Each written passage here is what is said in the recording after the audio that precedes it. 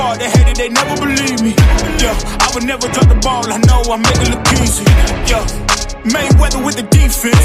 I don't care what a critic gotta say, I got them picking up the pieces. That to me, you really playing with your life, I'm about to come and run it all back. I'm the new era, about to snap back. You ain't fitted for it, cause you all cap like. Hold up, I shoot my shot, wait, hold up. I'm really about to run this, go up. You know it's all net when it go up. Ain't got no other plans, you don't need to understand, ayy. We on overtime, you don't need to understand, ayy. You just show me how to do it when you don't know what to say. Tell me how you plan to win if you plan to play the song. Moving fast, already gone, yeah, but you bringing me back. Try to double cross me, dog, just let me relax. Stop assuming what we doing. Keep it moving, what we doing. Cause it can get big right. Cause it can get big right. Cause it can get big right. Ay, please don't play no games with me, I promise I'm too much. Ay, I can never let up even if you had enough. Ay, this ain't for the faint of heart, we always playing rough. I had enough, it ain't luck. I needed a vision, I needed ambition, I needed a mission to beat in submission with no intermission. I see the collision, the crash in the distance, they coming off track, no. Now when they ask what's the motive, don't talk, I just show them. They all about to see what I mean in the moment. I gotta keep going, I'm shaking the dice and they're keeping it rolling, they already know. Ain't got no other plans, you don't need to understand, ayy. We on overtime, you don't need to understand, ayy. You just show them how to do it when you don't know what to say. Tell me how you plan to win if you plan to play the song. Moving fast, already gone, yeah, but you bringing me back. Try to double cross me, dog, just let me relax. Stop assuming what we doing. Keep it moving, what we doing. Cause it can get big right. Cause it can get big right. Cause it can get big right.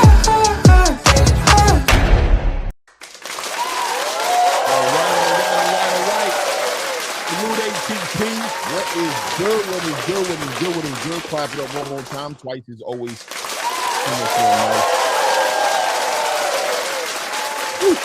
people pop up live. You know what it is. You know what I mean? I had the time. You know what I mean? I didn't have to punch the clock for the man this evening. There's so much going on in the boxing space. Saturday's show will go as it's supposed to go, obviously. You know, we're covering these fights as they're rolling out, but at the same time, we got to stay up to speed with what's going on in the boxing space. A lot of news flowing out, you know, ever since Jaron Ennis's last showing this past weekend against Usman Lima. A lot of shaking up, a lot of stir, a lot of pot stirring going on in the 154-pound weight class division. Ring Magazine does drop their top 10 154-pounders. We'll go through that. Very interesting list. Amazingly enough, you know, Ring Magazine doesn't do it like everybody else does, I guess. You know, the championships, the sanctioning bodies sometimes catch a little shade, right? The champions don't get placed where you might think they should be at. But we'll talk about it, right? We'll go through the top 10 list and see what we agree on, what we disagree on, what the issue is. Very interesting top 10 list. And we'll talk about it. I'm not really in disagreement with the list as much as a lot of other people are. I think some things can be moved around, shifted around a little bit, but you know, we'll talk about it though, right? We'll talk about those fights and everything like that. Manny Pacquiao in the news, as well as we know that he had a pay-per-view event that was supposed to be dropping before the New Year's. It was supposed to be in December, and that's getting pushed out to January.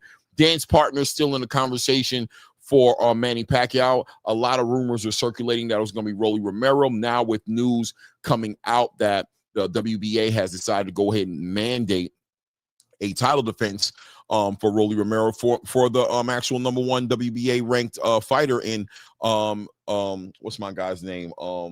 Shakram Giasov, right?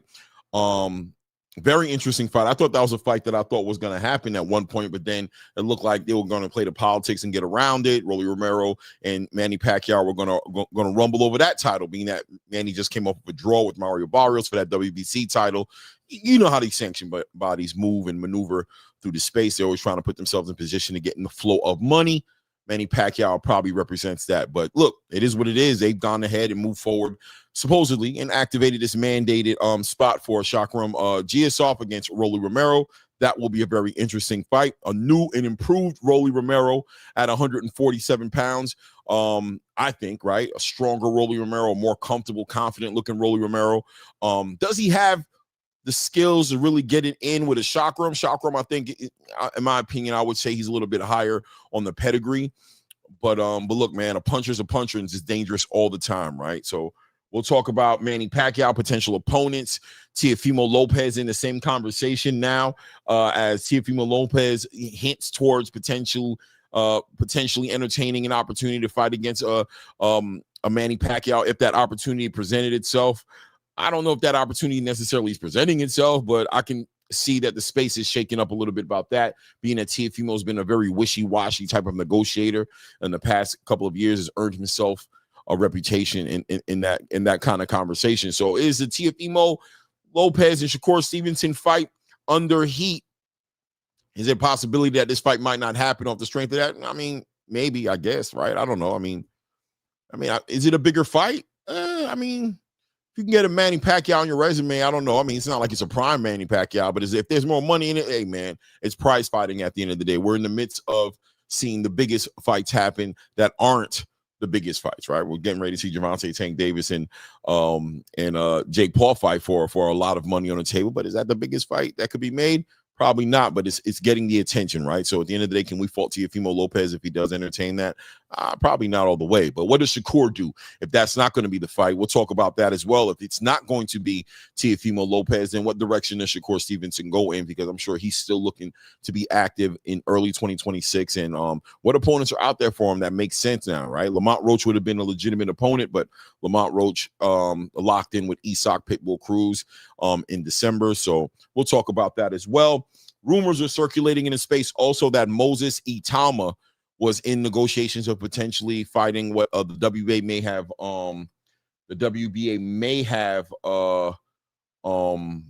been talking about mandating a fight between Pulev, right? Between Kubrat Pulev and Moses Itama. Well, news comes out earlier today, actually, that Kubrat Pulev will be defending his WBA regular heavyweight title against Murat Gassiev, right, on December 12th in Dubai. So we know that fight is no longer on the table. You know, Moses Itama is in the conversation of some of the biggest fights of the biggest fight that can be made, which is between him and Alexander Usyk. People really want to see this fight. A lot of interest in seeing that fight happen. Of course, we've got Joseph Parker getting ready to go ahead and fight against what was my memory playing with me? Fabio Wardley, right? That's coming up, I believe, next weekend. Not this weekend, coming up, but the following weekend. If not this weekend, the following weekend. Is it this weekend?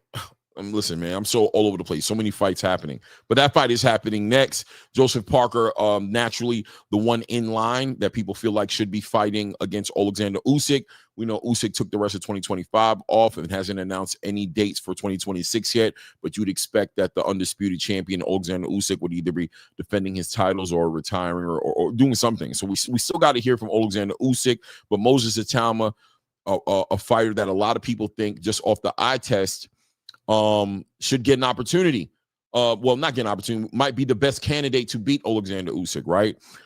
Does he deserve the opportunity would be the bigger conversation, being that Moses Itama hasn't truly proven himself in the ring against any top level fighters. I mean, the closest one being Dillian White. We know Dillian, not in his best years. And we really didn't get any questions really answered in that fight because that fight, ended inside of the first round. So still, Frank Warren, I'm sure, is still working diligently on trying to find him that right dance partner that's going to give him those rounds in the ring so that the space can get a better idea of who Moses Itama is, right? So who knows what that fight could be. We could talk about that a little bit later as well. What else is going on in space? There's a lot of different little conversations. Terrence Crawford, of course, Jaron Ennis, people talking about Terrence Crawford potentially fighting at 160. I heard a new rumor start spinning the space that Terrence Crawford may be entertaining, or that there may be some pre-negotiation or pre-conversations happening in a potential fight between Canelo Alvarez and Terrence Crawford Part 2 in 2026, which I told you guys, if we follow me, that's what I said I thought made the most sense. That was a fight to me that made the most sense for Terrence Crawford, being that there's really nothing left for him to prove. I mean, if there was an opportunity, him becoming undisputed at 160 in one fight, maybe, You know, if Janet Beck were to go ahead and get all those belts together, or somebody were to become an undisputed champion, maybe that would make more sense for Terrence Crawford. I mean, we don't know what he's planning on doing at the end of the day. Maybe he does plan on unifying the division, but, you know, I think the Canelo Alvarez Part 2 fight would be the big bag, the big fight that makes more sense for most of the people, right? It is what it is. We'll talk about that and all things boxing related, of course, and then we will open up the panel for the usual suspects later on in the evening to build on what's going on and, you know, topics that we were talking about today. Shout out, do a little roll call here to the people in the building here. Adel Choice in the building, sending me the salams. Walaikum salam. Rahmatullah, Adel Joyce. Salute to you, family. Good to see you in the building. Jared, Too Easy in the building says blessings. Back at you, blessings, family. My guy Zeke Pacino in the building says, Clay, salute back at you, man. Locke said, I sub when you came on the Boxing Voice. Your boxing knowledge is insane. Fire at work right now, so I'll catch this stream later, brother. Keep up the good work. Man, I appreciate you, man. Thank you, man. Appreciate you, Locke, man. Salute to you, fam. Big 1045 says, salute. Clay, what's good, Clay? What's good with you, family? Everything's good over here, man. Tone Deaf in the building. Salute to you, family. AK Crowder with the super chat. Right, with the super chat blessing. Says, blessing, brother Claymore. Blessings back at you, family. No doubt, man. No doubt, man. Fight Sports Talk in the building. Salute to my guy from New Zealand in the building saying, what's up, man? Salute to you, man. The Butcher says, salute, Claymore. Salute to the Butcher. Says, they prepping Manny for Tank. We'll talk about it, right? Maybe Tank could be on the menu. Or maybe Manny could be on the menu for Tank. You know, I mean, either way, I don't know. Maybe, right? I don't know. But this fight talking about happening in December or in January. Supposedly for the 24th. Tank is fighting on November 14th. Does Tank turn it around that quick? I mean, I'm sure he could if he wanted to, for sure, man. Shout out Adel Toy says, told everybody T.O.'s a duck, Aki. Haney the only one standing on business. Man, listen, that's not even up for argument, right? Devin Haney's definitely the one standing on business when it comes to trying to make the biggest fights. He's always been a dude to put his money where his mouth is. And you know, he's always shown out in the ring, man. He's always made it happen in the ring, and that's where it's supposed to happen. As boxing fans, we could definitely appreciate a Devin Haney in the space, right? It is what it is. Shout out to my brother, Freaking Fly with the salams. Walaikum salam, rahmatullah, fire frequency. Good to see you in the building, man. No doubt, man. So, yeah, man, can we start building a little bit, man? We got 18 people in the building. I don't know if we're going to creep in. This is a pop-up live. I'm sure there's a bunch of other lives going on at the same time as mine. So it is what it is. Hey, man, catch it on the playback. Make sure you hit the thumbs up when you catch it on the playback. But for everybody who's in the building, as you're stepping in the building, take a moment right now to go ahead and hit the like button. I appreciate it, man. Show the channel some love. It helps us in the algorithm. So where does this conversation start at? Where do we start at here? Let's scroll down here. Let's go over this real quick here. Let's go over this right here real quick. Share screen. Let's go over this, man. Let's talk to the elephant in the room and get right at it, right? So Ring Magazine drops their super welterweight rankings, top 10 fighters in the list. And let's just go over the list real quick before we dive all deep into it. Virgil Ortiz Jr. at number 1, a current WBC interim champion, right? Then you got Sebastian Fundora, the actual WBC champion, at number 2. We've got Israel Madrimov, who's lost his last 2 fights, one being against Virgil Ortiz, who's at the number 1 spot, and of course the other one against the pound-for-pound face of boxing, Terrence Bud Crawford. Underneath Israel Madrimov, we have Bakram Murtazaliev, right? We know him. We've seen what he did to Tim Zoom. We know that he's probably one of the most duck fighters at 154, or side pay-taking fighters at 154. We've got Erickson Lubin at a number 5 spot right now, who's getting ready to fight Virgil Ortiz Jr. early November. We have Xander Zayas, the current WBO champion, at number 6. Jerron Boots Ennis, who we just saw fight, at the number 7 spot, a fight that people are not too excited about, but still his only fight at 154. Brandon Adams, we saw Brandon Adams run that fade with Serhii Bodchuk, and he looked spectacular in that fight. And now he's at number 8 in the top 10 rankings. We've got Jesus Ramos. From my understanding, Jesus Ramos is competing at 160 in an upcoming event here against Shane Mosley Jr. for an interim WBA title or WBO title. I'm not too sure. Don't quote me, but I don't know if Jesus Ramos is even considered a super welterweight anymore. And then, of course, at the number 10 spot, we have Abbas Batrahu, who is the current WBA champion at 154 pounds. So it looks like they got all the champions at least in here, but the numbers do look interesting, right? The numbers do look interesting from 1 to 10. There could probably be some reshuffling. I think the most interesting fighters on this list that kind of bring up questions would probably be Jaron Ennis and probably Abbas Barahu, right? Like, why is Abbas Barahu number 10? You know what I mean? There's a couple of fighters here, right? There's a couple of fighters here. It is what it is, right, ladies and gentlemen? It is what it is. One thing about the about Ring Magazine is we know that they really don't acknowledge the sanctioning bodies, right? That's the whole thing with Ring Magazine, right? They're like the ultimate, the actual champion of the division. That's how people look at Ring Magazine. And people are, now starting to watch Ring Magazine for all of that, what's the word I could use? Sort of covers the whole entire boxing space, whereas the sanctioning bodies probably more so just cover the fighters that are underneath their sanctioning body. So this is the credibility that the Ring Magazine wants to uphold, right? So that's what this list represents. It says who is the best in the division overall. I've seen videos, shout out to my brother Blue Blood, who thought the rankings were completely off. I understood where he was coming from for sure, man. Like, without a doubt, I understood where he was coming from. But I don't know. Let's see. Let's go over the first fighter, right? Virgil Ortiz Jr. at the number 1 spot. If we go through Virgil Ortiz Jr. in his last couple of fights in the 154 division, his last 2 fights was Israel Madrimov and Serhiy Bahachuk. Those are 2 true blue 154-pound fighters. And one of them for an interim title against Serhiy Bahachuk, a very close fight where a lot of people thought he lost that fight. And the other one, of course, against Israel Madrimov, somebody who just came off of a super competitive fight against the right now pound-for-pound face of boxing, king of boxing, Terrence Bud Crawford. I don't see how he gets to be a number 1 on this list, right? He's not a champion, but once again, we got to acknowledge that Ring Magazine doesn't really care about the sanctioning bodies and how they look at things. They're looking more so at the fighter themselves, right? They think Virgil Ortiz Jr. is the best fighter right now on paper at 154 pounds. I don't know. Sebastian Fundora is a fighter who I've always thought is the most scariest fighter at 154. I think that word, he's a scary fighter. Is he the best fighter? He's scary, right? He's a big threat. He's somewhat of a phenomenon, right? Or phenom, right? Being that he stands at 6 foot, 6'5", I don't know what it is, or maybe even taller than that. And, God knows how long his arm reach is. And we've seen him be a pretty active champion. And only one on this list who's actually a unified champion at 154 at one point in time, recently losing his WBO title because he vacated it rather than fighting against Xander Zayas. But he was a unified champion. And he's been pretty active, probably one of the more active fighters at 154. I probably would have put Sebastian Fundora at the number 1 spot. I'm not going to lie to you. That's probably where I would have put Sebastian Fundora, right? Virgil Ortiz Jr., he's fought. You got to give him a lot of respect for the fights that he just fought against between Bohachuk and Israel Madrimov. I think those 2 guys are some of the toughest guys. Those Eastern Europeans, you guys know how I feel about those Eastern Europeans and what they bring to the boxing space. Probably, 2 of the most difficult fights, competitive wise, right? Like Sebastian Fundora fought Tim Tszyu twice, fought what's my guy, Chordell Booker, and who else did he fight?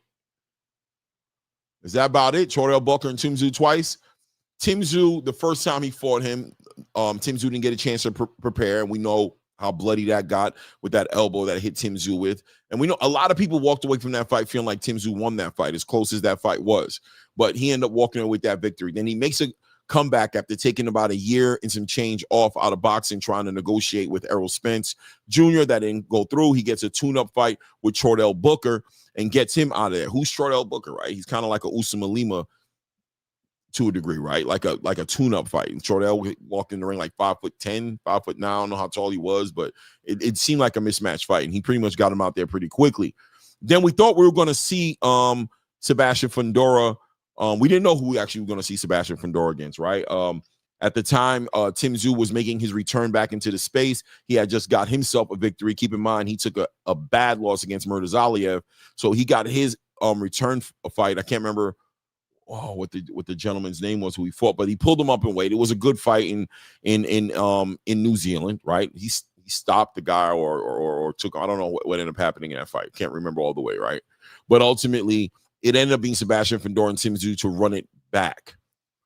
which seemed kind of weird at the time because the rumor was that Tim Tszyu was supposed to be fighting against Keith Thurman, right? And that fight ended up just being a weird-looking fight. It came back. It looks like Tim Tszyu was a little shell-shocked, not the same fighter we thought of in the beginning of 2024 when we thought that Tim Tszyu was the best super welterweight in the world. This guy was just a shell of himself and clearly dealing with some PTSD from the first fight, and we saw how that fight ended up going, right? So that was Sebastian Fundora, active, but at the same time, opponent-wise, was I that impressed? You know what I mean? I don't know. I still think he's one of the scariest fighters in the division, but now, just coming off a hand injury, I guess, or dealing with a hand injury and contusion to his hand, having to push out his fight with Keith Thurman. We don't even know if that fight's really going to even still happen at this point for whatever reason, right? Whatever. We can speak to that. Then you got Israel Madrimov. Now, you guys know Israel Madrimov, I happen to think is a great fighter. 100% is a great fighter. And he ran it with Terrence Crawford. Very competitive fight. Some people, believe it or not, feel like he beat Terrence Crawford. I'm not one of them. I think Terrence Crawford comfortably won that fight. Well, I won't say comfortably because it was a very competitive fight, but I think the scorecards for me for me at the end of the fight, it was clear Terrence Crawford won the fight, but still also clear that it was a very competitive fight. And Israel Madrimov showed that he had a lot of wrinkles to his game. And to me, competing at that level with who we know now to be the face of boxing, you kind of like hindsight, you got to say that fight aged well for him. But he came off of a lackluster performance against Virgil Ortiz Jr., right? Shout out to Showbiz. Every time I shout out to Showbiz, I always shout out to Showbiz every time I quote this line that he says between the reasons and excuses. There are reasons and there are excuses. Me personally, no excuses in boxing. If you get in that ring, you bring the best version of yourself into that ring. It is what it is, man. You brought yourself in the ring. We're going to judge it accordingly. If you lose, that's a chance you decided to take. But still a reason, still acknowledging that he was coming in off an upper respiratory infection. In those first 3 to 4 rounds against against Virgil Ortiz, I thought Israel Madrimov was very much so in control of that fight. And why do I say that? I say that to say that I believe Israel Madrimov is one of the top 154 pounders in the division. He definitely belongs in that top 10 list. Number 3, right? Number 3, maybe. I don't know, right? I don't know. He was a champion, right? He was a WBA champion. Does he deserve to be at the number 3 spot? I have a hard time putting him there. I'm not gonna lie to you. I do have a hard time putting him there. And I have a hard time putting there over the next guy, number 4, Bakram Murtazaliev. Quite possibly the scariest guy in the division, right there next to Sebastian Fundora, right? Sebastian Fundora is scary because of all the physical attributes he brings to the space, but Bakram more of a very skilled, dangerous fighter. After you've seen what he did with Tim Tszyu, you kind of see why people were giving that step aside money. Now, granted, let's be honest, Tim Tszyu is still not the fighter we once knew him to be when he was the actual WBO champion, but still considered one of those guys. Bakram made waste of him pretty early and easily in that fight. And since then, we haven't seen Bakram been able to get in that ring. Turki Al-Sheikh has spoken to the idea that he's tried to make fights for him and that a lot of people just don't want to fight Bakram. So, I mean, in his own right, he's a boogeyman, right? In his own right, he's earned that respect. And I think he deserves to be up there in that top 3, right? I wonder if that number should be shuffled around because I still feel like Virgil Ortiz Jr. belongs in that top 3. I think like you could put him, maybe Sebastian Fundora first, then Bakram, then maybe Virgil. I don't know, right? And then you might consider, the next person on that list is Erickson Lubin. Erickson Lubin, number 5. Erickson Lubin making his campaign to make a return shot back at the top of the conversation was the mandatory of Bakram Murtazaliev and is his current opponent of Virgil Ortiz Jr. He's looking to get back in that conversation. And I got high regards for Erickson Lubin. Shout out to my Zoe, you know what I'm saying? Definitely a great fighter, man. Top 5, man, I don't know, maybe, right? Maybe. I'm not upset at Erickson Lubin being where he's at, but I do wonder if he belongs there, right? And definitely does he belong there above, I don't know. He's a true fighter. He had a very competitive fight with Sebastian Fundora, put him on his pockets, but you saw he got disfigured in that fight and lost that fight. And the only other loss he has under his belt is against the former undisputed super welterweight champion in Jermell Charlo. So Erickson Lubin's a good fighter, right? He's beat some significant names in the space and is about to have quite possibly his biggest fight to date against Virgil Ortiz Jr. Then under him, they have Xander Zayas, the newly crowned youngest. Is he the youngest? He may be the youngest actual crowned champion in boxing right now, right? Xander Zayas, the WBO champion at 154 pounds, just kind of like making his bones in the space, but is a champion. I'm not mad at him being a number 6. Maybe he should be more like a number 5, right? Maybe the spot should change between Xander and Erickson. Put Xander at 5 and put Erickson Lubin maybe at 6. Then we have Jaron Boots Ennis at the number 7 spot. Now, it's hard to argue against Jaron Boots Ennis being on anybody's top 10 list because he's such a great fighter, right? But we have to be honest that he's only fought one fight at 154 pounds, and the guy who he's fought is not on his top 10 list. So he has not beaten a top 10 154-pound fighter. He's not beaten, he's beaten a no-name for our argument's sake against an Usama Lima. The eye test says I have no problem with him being right where he's at. But the data doesn't necessarily support him being there in the super welterweight rankings. Now, if we're talking about the welterweight rankings, right? He'd probably be number 1, right? But the super welterweight rankings is a whole different animal, a whole different beast. Does he belong at number 7? I mean, it's not like they put him in the top 5, right? I mean, they didn't put him in the top 5, right? So he's number 7, right? I don't know. It's hard to argue against Jaron Boots Ennis being on anybody's top 10 list because I just think he's that much of a talented fighter. It's just hard to argue where he belongs. I mean, look at him right now on this posting. They have him on the picture. They don't have Virgil on there. They don't have Sebastian. They don't have none of these other fighters. They don't have Xander. They got Jaron Boots Ennis. So it lets you know his impact on the division. And if it holds any weight for whatever reason, you can't be mad at him being in the top 10 list. After that, we have Brandon Adams coming off of a very competitive fight. Well, not competitive really, right? But he made Serhii Bohachuk just look, he just outclassed Serhii Bohachuk, right? Earned his way potentially, I guess, in the top 10, being that I'm sure Serhii Bohachuk would have been right in that spot right there if he would have beaten Brandon Adams. So I have no problem with where Brandon Adams is at on the list at all. Jesus Ramos, like I said earlier, man, I think he's competing at 160 for a title up there. I don't think he's there anymore.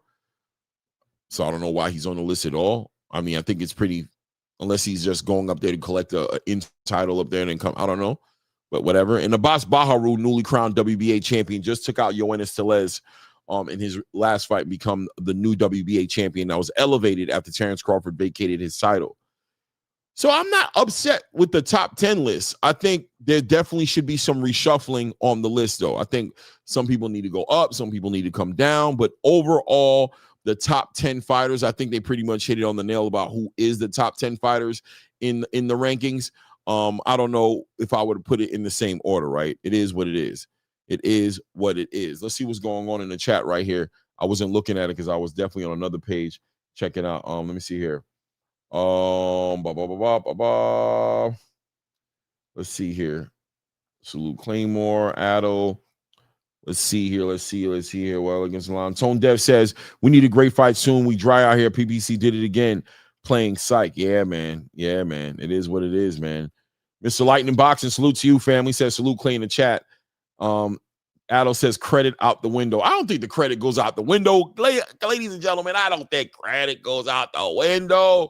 I do think that, they may be looking at the resumes as far as who they fought and when they fought them. They might be looking deeper into it, right? It might be more of a cerebral, true view of who they think is the best proven in that division in comparison to just lightly just speaking directly towards whoever they fought, whoever they fought and where they were ranked at when they beat them. I don't know, right? I think everybody in that top 10 list belongs there, though. I just think the order just needs to be reshuffled a little bit, in my opinion. Butcher says the Madrimov win was big and Barchuk was ranked number 4 when he beat them. Yeah, big fights for Virgil, man. Big fights, man. Without a doubt, the Madrimov fight was a big fight, especially if you just use the timeline. The aging of Israel Madrimov, seeing that what Terrence Crawford just did against Canelo Alvarez, Israel Madrimov's fight against Terrence Crawford ages like wine, and therefore you can't help but give Virgil Ortiz Jr. so much more respect for that particular victory. And there's an argument there to say that he dominated Israel Madrimov way more than Terrence Crawford did. So I get, the argument for Virgil Ortiz. I mean, like I said, no excuses. I do acknowledge the reason, and I'm being honest with you guys to say that I don't know that Virgil Ortiz Jr. beats the Israel Madrimov who got inside of the ring with Terrence Crawford. Time will tell that story better than I can ever tell that story. Maybe those guys are running back again, a healthier Israel Madrimov who can keep up with his conditioning and keep that same pace he had in the ring with Terrence Crawford. I'd be interested in seeing what that Israel Madrimov would look like against Virgil Ortiz Jr., right? But Virgil Ortiz on to bigger and better things, bigger fish to fry.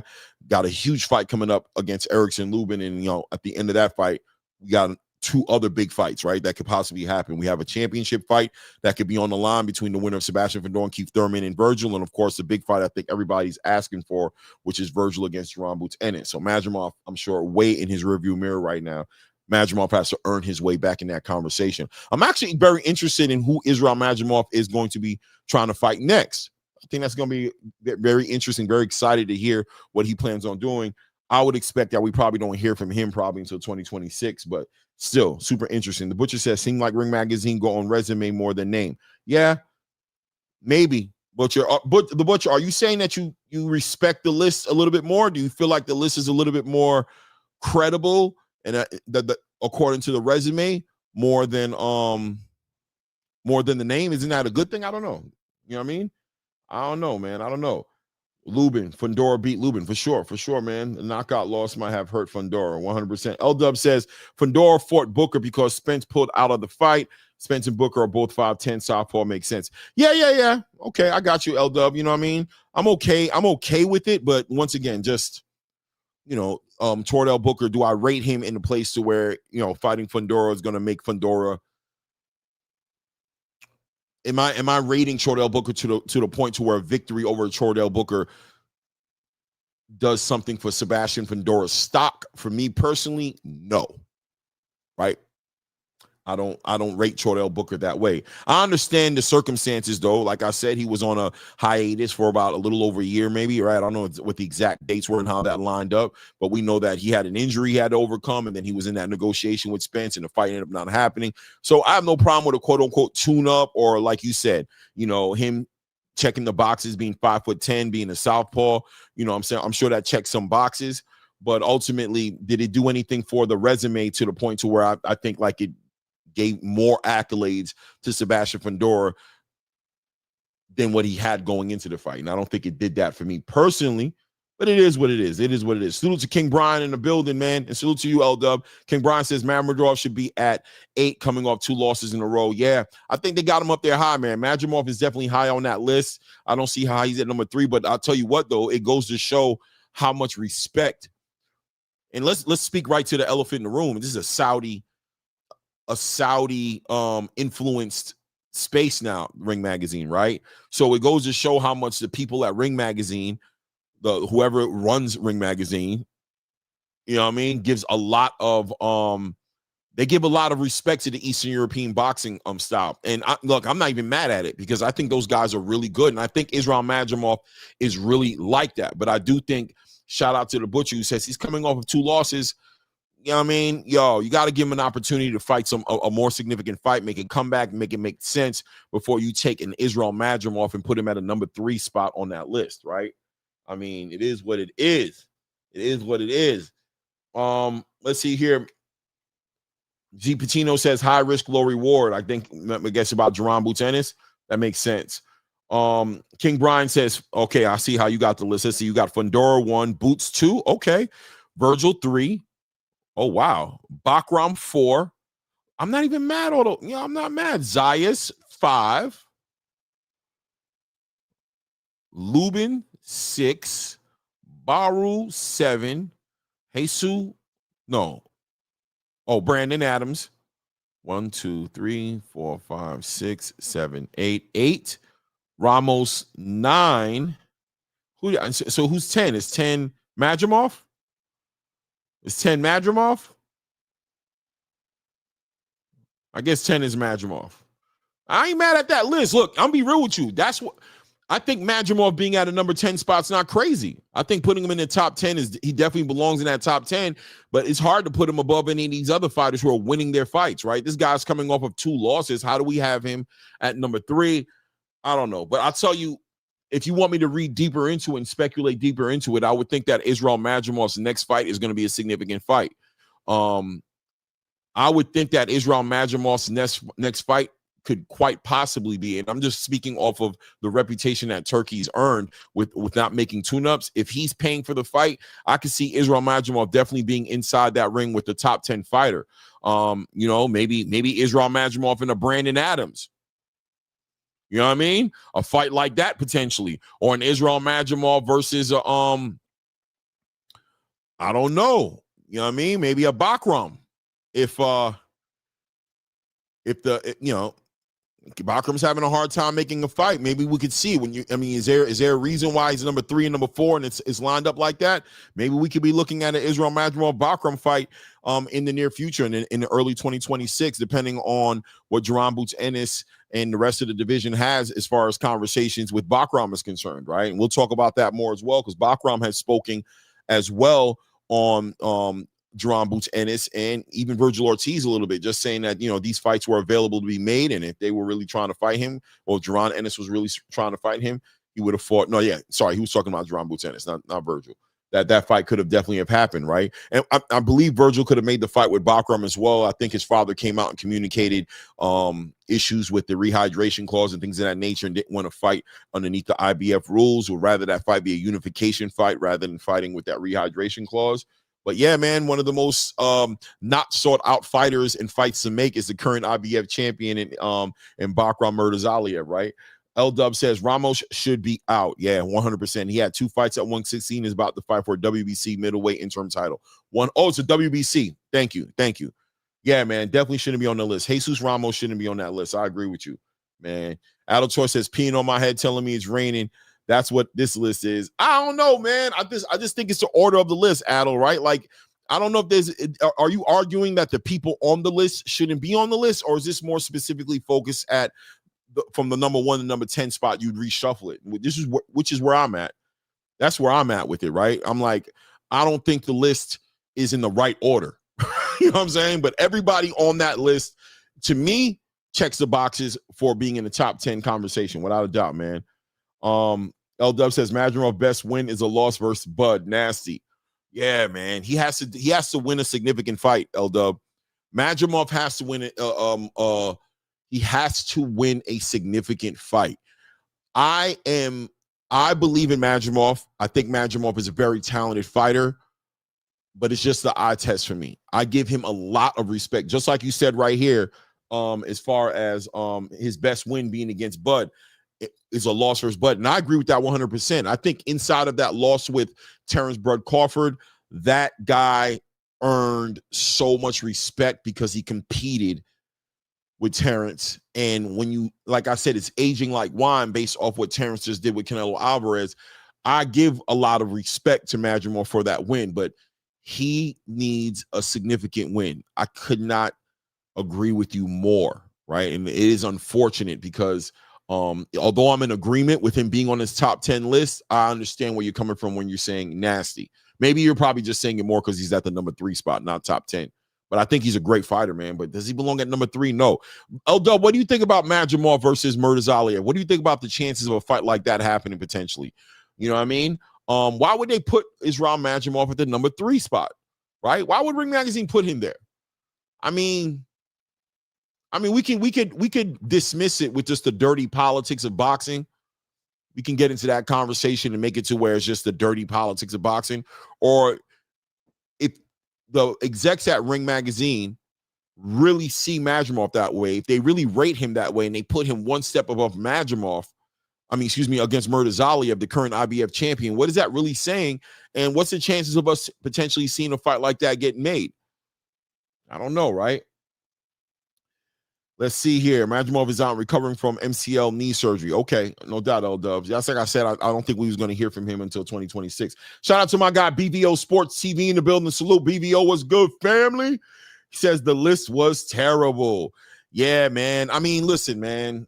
I think it was in the wrong order, but I think that I don't know. I think that they're looking at these fighters they're giving eye test rankings more than actually accomplishments and, accrued accolades rating, which is, I mean, it's their list, right? It's not the ultimate end all be all, but I think they're using eye tests and in personal, whoever made this list personally feels like, they think Virgil Ortiz Jr. is that. They think Sebastian Fundora, they think Madrimov, they think all these people belong where they belong at.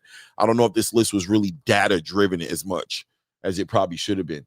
Shout out to the Butcher, says, I do like resume ranking more than the eye test and name ranking. No doubt. It's about that time, right? I have to wait till later. Salute to Maine in the building, says, what's up, Clay? Salute to you, family. 38 people in the building. As we're stepping in the building, please take an opportunity to hit that like button. Help the channel out. I appreciate you, and I thank you in advance. If you haven't subscribed to the channel, take an opportunity. Do that as well. By the way, salute to all the new subscribers on the channel. Thank you. We're growing actually pretty consistently now. So I'm believing that the content is penetrating. Pause, maybe. I don't know in this space. I'm 48 years old, man. So I say pause whenever I feel like it because I never know when I'm going to get caught off guard with you YNs, man. Salute to all you guys. Salute, Maine, in the building. My brother Ray Davis says, well, to be fair, they said Booker would be a test until Fundora decimated. Then the fans threw him to the side, such as Madrimov and Virgil. Hey, me personally, I don't really care what the fans said. Me personally, going that fight, Tordell Booker just wasn't, I didn't see him like that. I try to make it a fight. I watch his videos. I gave an opinion on it, try to figure out where he would compete, what would be the best way he could compete against Sebastian Fundora, but definitely wasn't rated with me. It is what it is. Madrimov, the Butcher says Madrimov gave Bud his toughest fight ever. They say that says a lot for Ortiz. I agree, but the Butcher, I'm telling you right now, that wasn't the same Madrimov.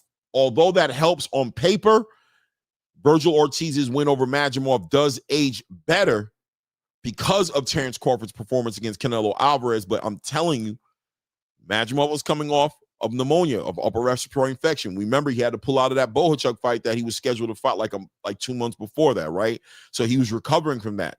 And why do I say that? If we watch that fight, I don't think there's an argument to say that we saw Madrimov gas out in that fight. We saw his conditioning take a real blow. And when we watch him fight against Terrence Crawford at that high pace, conditioning was something we were giving Madrimov respect for because that fight wasn't slow at all. It was a way higher pace fight, in my opinion, than against Virgil Ortiz. So I think there's an argument there to say that his conditioning was compromised by that upper respiratory infection. And therefore, to me personally, in my mind, I wonder if Virgil Ortiz Jr. beats the Madrimov who fought Terrence Crawford, being that Madrimov competed at such a high level and, in my opinion, was controlling the fight a lot better inside those first 3 to 4 rounds of that fight. But I'm still going to give him his respect. No excuses. It is what it is. It looks great for Virgil Ortiz Jr. And we'll talk about that a little bit later because I think those questions that I have in my mind about how he would look against an Israel Madrimov who fought Terrence Crawford, I'm wondering if those questions get answered when he gets inside of the ring with Erickson Lubin. I wonder if Erickson Lubin can bring that pedigree, can bring that boxing / puncher energy that I think would be potentially the first real test for Virgil Ortiz Jr. Fighting against Serhii Bohachuk, a lot of people thought he lost that fight. He looked like somebody who's getting acclimated to the division when he fought against Serhii Bohachuk. He got sat on his pockets like 2, maybe 3 times in that fight, or twice, right? Twice in that fight. And he won that fight. A lot of people thought he lost the fight. So then he comes back and he fights Israel Madrimov, which I gave him a lot of respect for making that fight next. But like I said, man, and Oscar De La Hoya is he's a strategic, very cerebral matchmaker for his fighters, picking up on an Israel Madrimov who's coming off an upper respiratory infection. I don't want to say last-minute replacement, but kind of a last-minute replacement for Jerron Boots Ennis, who didn't take part in that fight like people thought he would. Circumstances are what circumstances are. But I think this Erickson Lubin fight, coming off of his hand surgery and all those different things, I'm wondering how this fight may go. This may be a bigger test than what people think it's going to be. And I think Erickson Lubin's able to bring some Madrimov looks as well as some Baja Chuck looks. He doesn't mind fighting in the mid-range. He's still a puncher. His nickname is the Hammer for a reason. And he's, as of late, been showcasing a lot more boxing, a lot more pedigree, a lot more poise. He seems like he's learned a lot over his wars with Sebastian Fundora and his losses with Jamel Charlo and in his super competitive fight with a Jesus Ramos. He's bringing all that experience into this fight right here to fight Virgil Ortiz Jr., who for all speculative reasons is, a fighter who we just still look at and watch to see. He seems like a developing fighter, still an acclimating fighter to the division in some ways, right? It is what it is, right? It is what it is. Shout out to the Real Deal 6 in the building, says Fundora should be at 1. I agree. Real 6, I agree, man. I think Sebastian Fundora should be at that number 1 spot, man. I think it is fair to put him there, man. For me, he's the number 1 guy. He is the number 1 guy in the 154 division. That's where I'm at with it, right? You know what I'm saying? L-Dub Boxing says, Ray Davidson, who said, name them names. Booker ain't been the same since he tore his Achilles in 2019. Shout out to L-Dub, man. Shout out to L-Dub, man. I ain't gonna lie, man. I just never saw Tordell Booker as that kind of a fighter. Not at all, man. But I'm sorry some people were trying to sell that. That's part of the building of a fight. But me personally, never rated Tordell Booker that way, man. Just really never went there with him, man. It is what it is, man. King Brian said, yeah, I got Madrimov at 10. Yeah, and I think it's fair. You put Madrimov at 10, that's a fair look. And that's giving him a lot of respect. That's not disrespectful to Israel Madrimov, man. That's giving him a lot of respect. I still think he's a top 10 super welterweight fighter. But what do you do with somebody coming off of 2 losses? How do you justify putting him at number 3? The only thing he brings to the table, like my brother L-Dub Boxing said, is a very competitive fight against Terrence Crawford. And if you want to add to that, you can say that he's a former WBA champion. Let that carry whatever weight is going to carry in the conversation. But that's about it. Other than that, it's a feeling, right? Other than that, it's a feeling. It's my eye test. I see this guy. I saw him compete with Terrence Bud Crawford. I say to myself, this guy right here brings a lot of issues for most fighters at 154 pounds. There aren't that many cerebral boxers at 154, in my opinion. Just off the top of my head, I would say Xander Zayas, Israel Madrimov, and not Terrence Crawford, and Jerome Boots Ennis. All the other fighters are pretty much close range, flat-footed, exciting, firework-worthy fighters that we know are going to give us exciting fights. That's why we call 154, I call 154 pounds the Hornet's Nest division, because I think there's just so much stylistic gunplay happening in that division. You can't just help but keep your eye on that division. But when we're talking about cerebral fighters who are able to use angles, box, really just dissect and break their opponents down and disable them, take away their weapons, multiple tools in their bag, wrinkles to their game that you just can't say in one little sitting. You got to sit there and dissect each one of these fighters. There aren't that many in the division. And Israel Madrimov is one of those guys who showed those wrinkles when he fought against Terrence Crawford. And of course, Xander Zayas, I believe, is one of the best cerebral IQ-wise fighters in the division. I think he's a young fighter coming up. Every time I see that kid, he gets better and better and better. I think he's probably the biggest challenge for most of those fighters at 154, including Jerron Ennis. I think he may be the more challenging fight for Jerron Boots Ennis. I think everybody else is more, and I'll put Bachram in it too. Right? But everybody else is pretty much, you know how I feel about it. It is what it is. The Butcher says, now, how did Boots earn number 2? That's crazy. Number 2. I didn't have Boots at number 2. Oh, somebody else did have Boots at number 2. I'm not mad at that, though. If you're not rating Jerron Boots Ennis for what he necessarily has done at 154, if you're just rating him as a fighter, Jerron Boots Ennis is potentially on his way at being a top 5 pound-for-pound fighter in boxing. Right? He just doesn't have the opponents yet, and he doesn't have the victories, the signature victories to really make that argument. So I'm not going to make that argument. But I think the eye test says that most boxing fans in the space look at Jerron Boots Ennis, and very clearly he may have the more clear path to pound for pound as far as a boxer is concerned than most fighters, because you just see how nice he is. You just, you know what I mean? You just see it in him. But he hasn't had the signature fights, right? So if you're going to put him up there at number 2 because you feel like he is legitimately the best 154 pounder or one of the best 154 pounders in the division right now, I can't be mad at you, because I think Jaron Ennis is really nice like that. But he hasn't proven it to you at 154. And if you're going to specifically talk about his ranking at 154 and base it off of his accomplishments and what he's done at 154, it's hard to make an argument to put Jaron Boots Ennis at the number 2 spot. It's honestly hard to put him in the top 5. In so many ways, number 7 is about as fair as you can be with Jaron Boots Ennis. Putting him right there below a Xander Zayas, that's about as good as you can do it for him, right?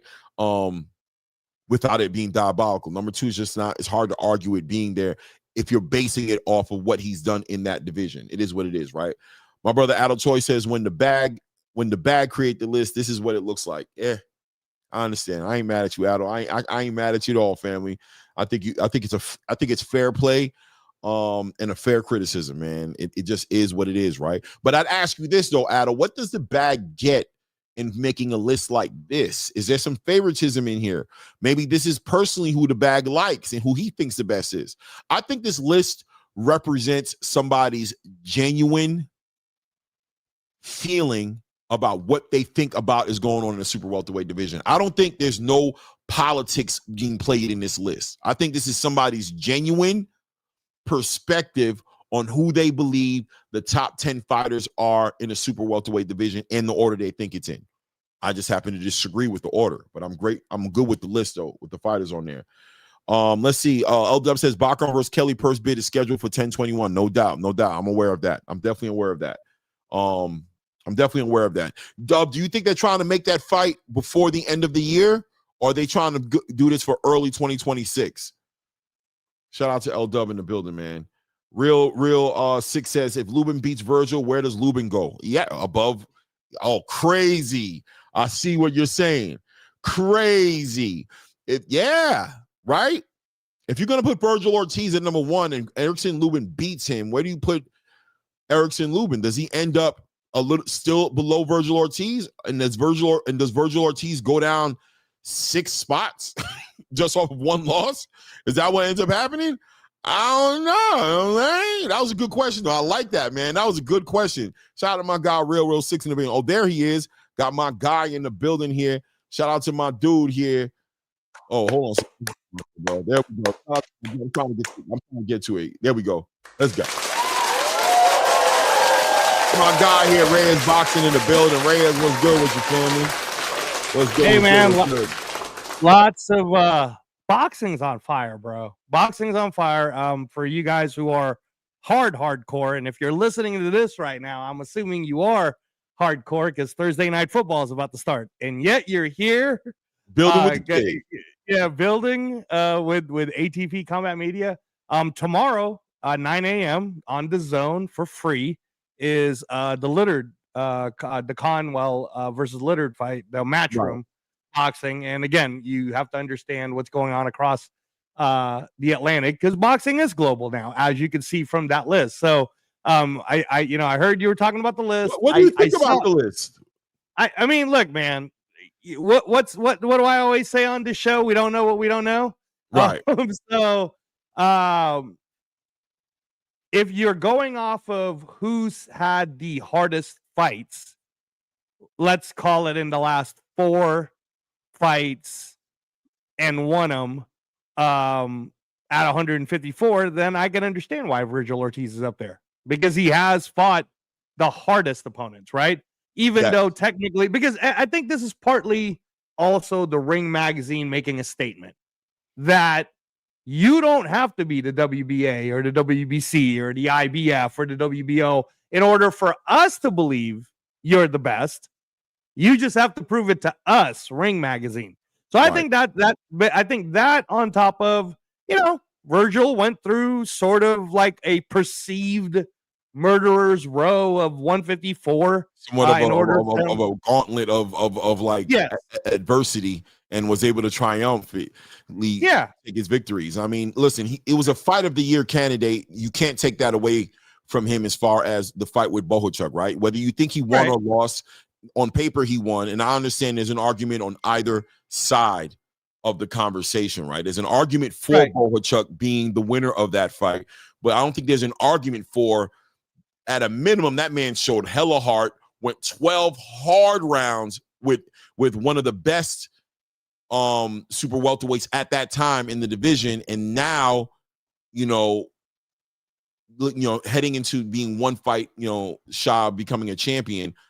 Even with this next fight he got coming up with Erickson Lubin, once again, I mean, he's fighting hard fights. He's not fighting easy fights. So putting him there at the number 1 spot, I think it's a little extreme over Sebastian, but I'm like I said, I think whoever made this list genuinely believes that this is the list. I don't think it was a political list. Well, right? let me ask you this though.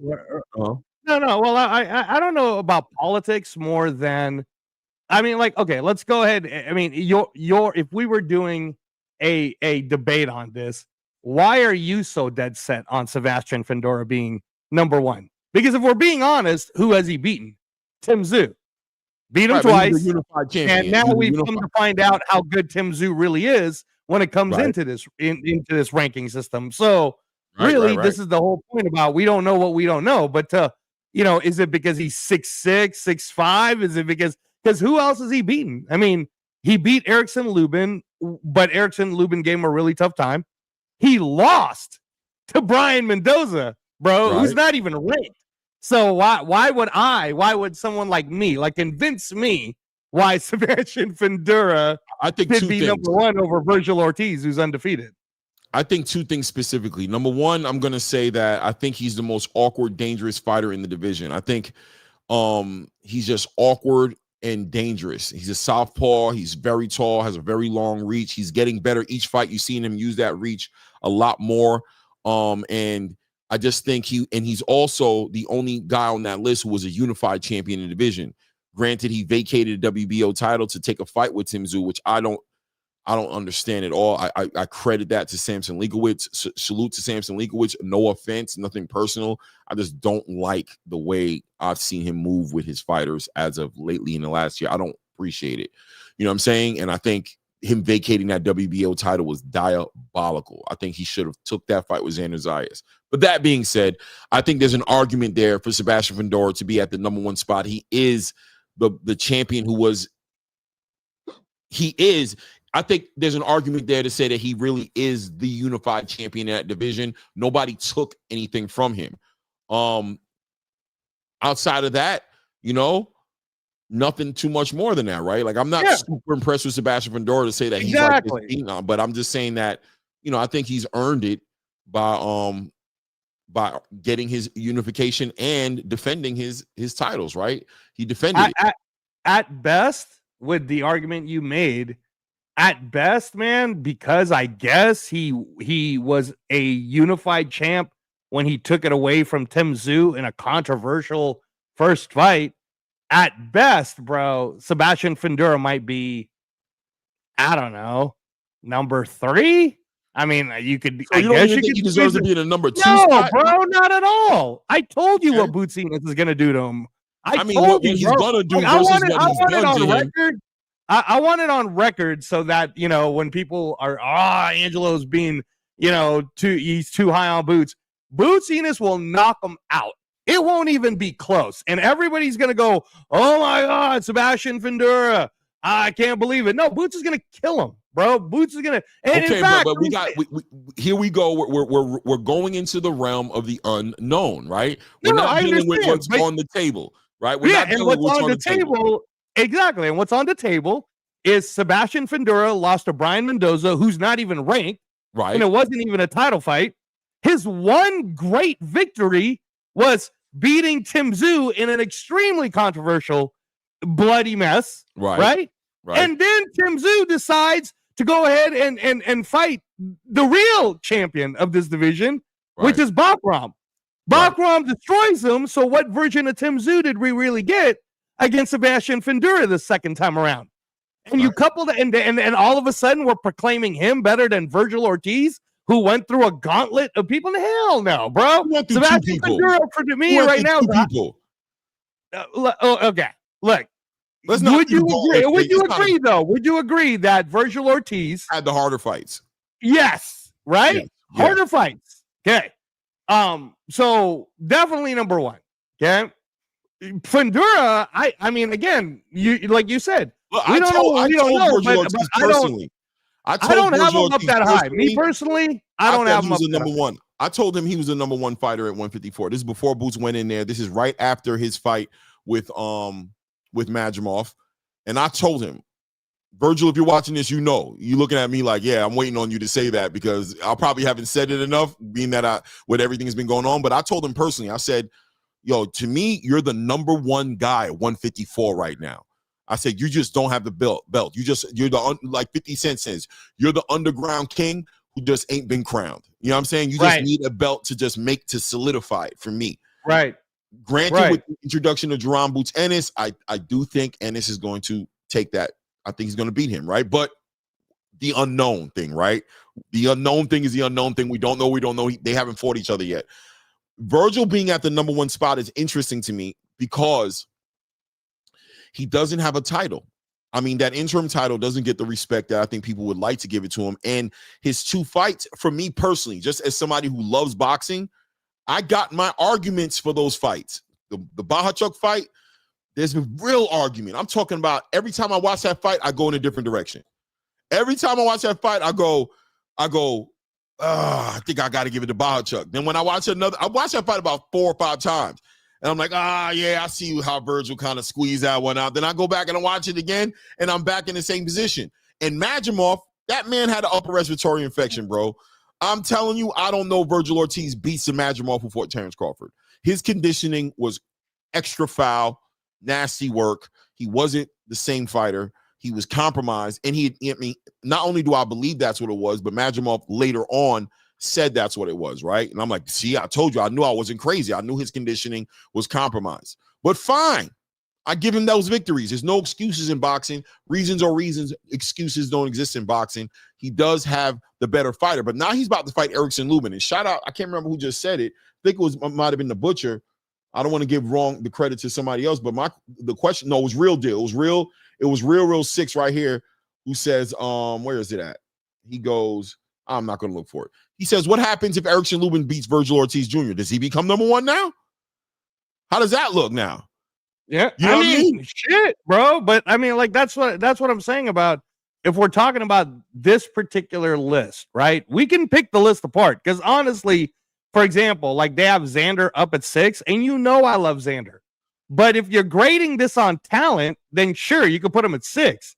But if you're grading this on what they accomplished at 154, bro, he should be like number 9. I mean, you know what I mean? Hold on a second. Let me just do this, get this off the screen because I'll forget.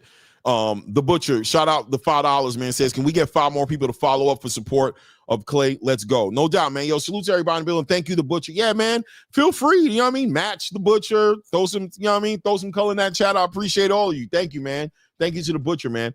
Oh, yeah, okay. We got Ray Davis in the back here. Let me pull Ray up here. Ray, what's good, family?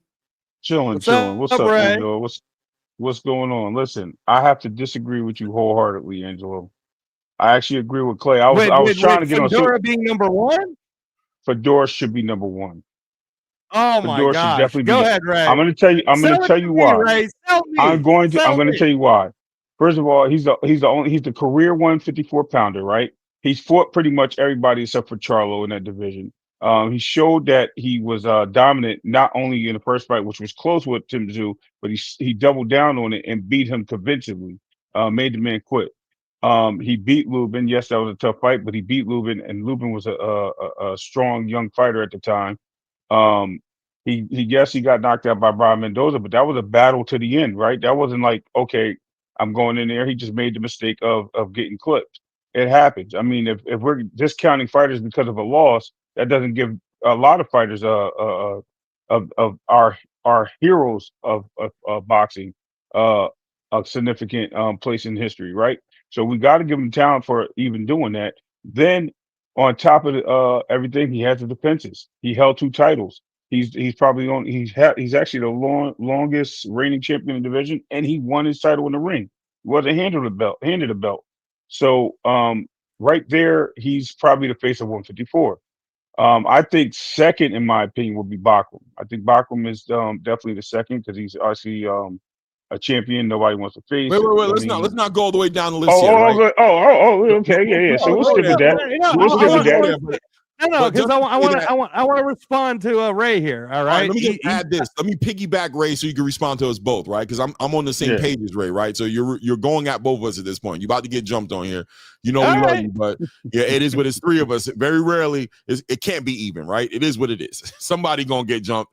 You might be the one get jumped right now. But I want to add to what Ray said about Sebastian Fundora, saying that yeah, he is the career 154 pounder there. He has a better resume overall, I think, out of all these fighters at 154. He's a more experienced guy. And I love what Ray said.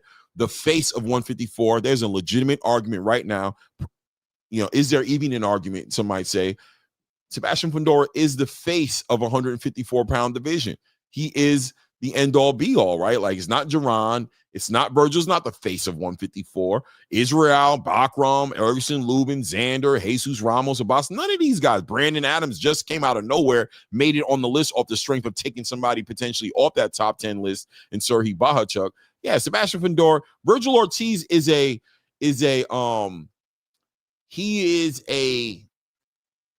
current news 154-pound fighter. He's the one kind of like everybody's got their eye on outside of Jerome Boots Ennis, but that's really more hype than actually accomplishment. Although he's recently fought the more competitive fights just recently, I don't think that negates Sebastian Fundora when he's brought to the table and what he's accomplished. And like Ray said, inside the ring, winning his belts, beating a champion, right? To become who he was, not being elevated or, you know, put in position to fight for a vacant belt. I mean, that WBC belt was a vacated belt by Charlo, but the WBO belt was earned inside that ring.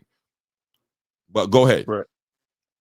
All Right. right. So first of all, Go ahead. if we're gonna do this whole he was in the career 154, which to me it's like that shouldn't even be the argument. All right. You fight who you fight to get up to where you need to go. And we're talking about the now.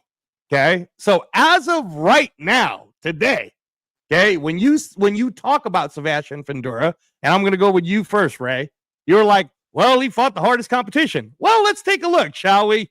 Let's take a look at this. He beat Erickson Lubin. I give him that back in 2022 for the interim 154. So at that point, I would have been like, all right, cool. Takes Carlos Ocampo, which I'm not going to shit on Ocampo. I'm just saying. Ocampo was his next fight. Then he lost the belt, bro. He lost it. Got knocked out in the 7th round by Brian Mendoza, who's not even ranked, right? Who's not even ranked in this whole Right thing. now? That happened. Back then, No. Brian Mendoza was one of those guys. Yep, he was ranked I'm back just then. saying. But he's not one of those guys right now. Right. We're Not right talking now. about I agree. Brian Not right Mendoza now. on the Right. top 10 list right now. Today. We're But he not doing that, right? still was a that kind of a fighter back then. He really was. I mean, Right. Brian Mendoza also fought Tim so Drew. let me. No, Right. I know what you guys are trying to sell me on, but that's what Okay. it sounds like.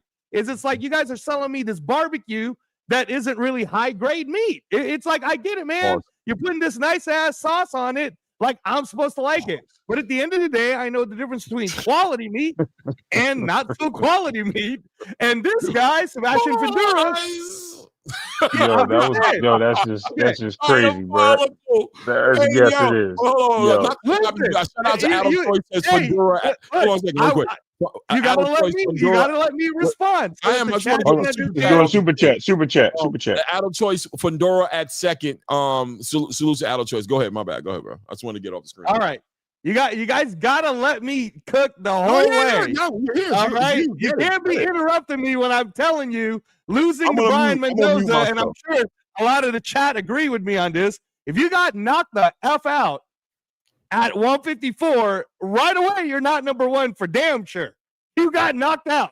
So I can't even put you on number one. But you got knocked out by a guy who's currently not even in the top 10 list? Oh, you're definitely not number one. You'll be lucky if I put you at number 3. Only because you happen to beat Tim Tszyu in a controversial split decision back in 2024 in where you could have scored that either way, right? The blood shouldn't have been scored. What should have been scored is actual points. But I will sit there and I'll go, okay, fine, dude. Yeah, you won it, and that's how you got 2 belts, which really isn't 2 belts because you lost your interim belt. Tim Tszyu got emailed the belt. Like, so, all right, you beat one champion who happened to hold the WBO and WBC. So it didn't really even matter to me that you let go to WBO because you were just a 1 belt champion in my eyes. You know, those are just, like I said, those are sweet brown sugar on barbecue sauce, man.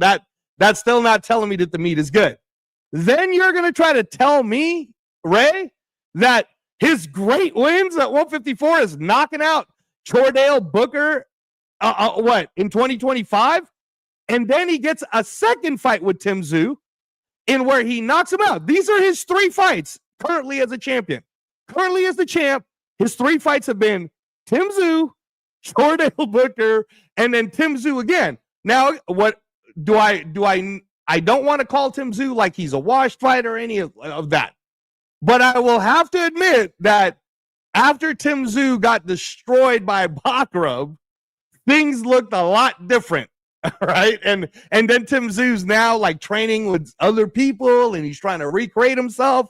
I don't want to take the win away because a win is a win, but how is Tim Tszyu getting knocked out by Fundura really that much different than, I don't know. I mean, like, everybody's shitting on my guy Boots, but I'm kind of like, look, a knockout is a knockout, and I don't know how long Lima could have lasted with Fundura because Fundura's style is different, and styles make fights.